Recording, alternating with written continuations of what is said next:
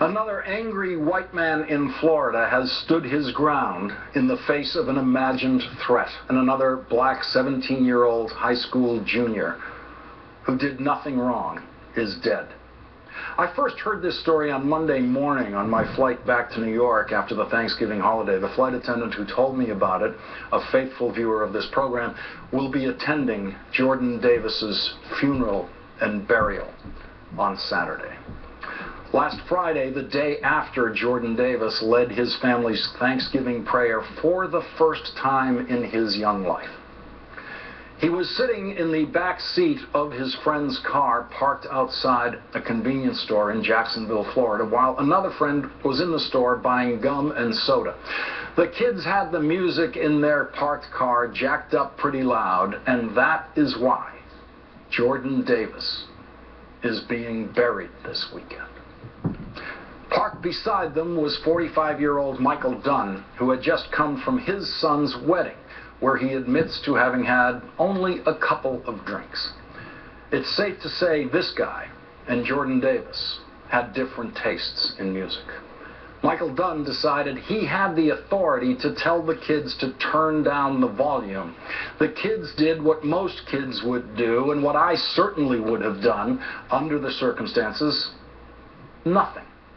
They didn't turn down the volume for the suddenly self-appointed volume cop of Jacksonville, Florida. So Michael Dunn, who was waiting, I think we can say impatiently, for his girlfriend to return to the car with some more wine, took out his handgun and started shooting.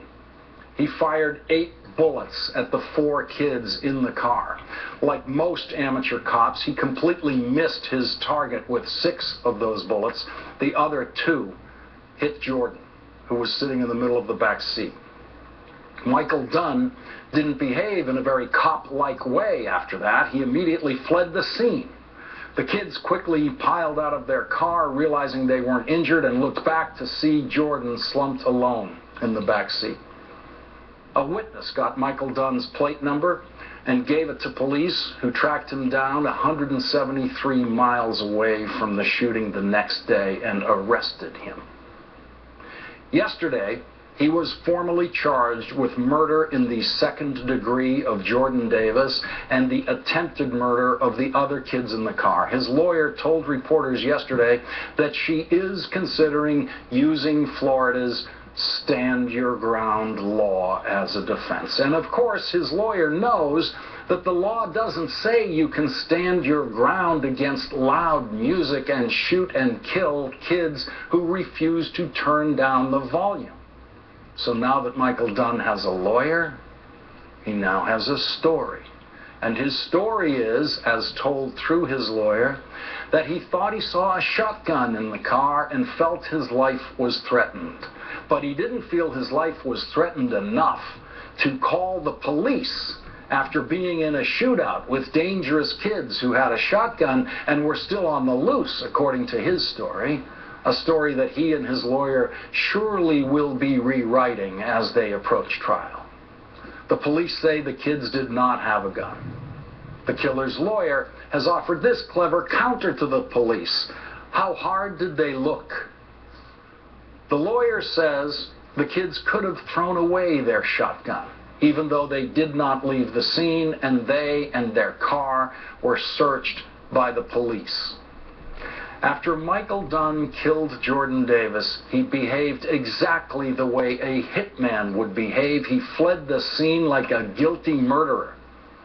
A guilty murderer who may have had a few too many drinks.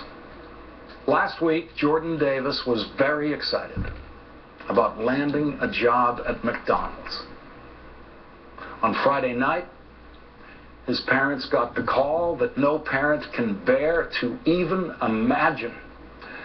Jordan's father was notified about the shooting first, and then he had to call his ex-wife, Jordan's mother, and tell her what happened to their son, the boy they've loved for 17 years. The boy they were eagerly watching become a man. They said Jordan's dead.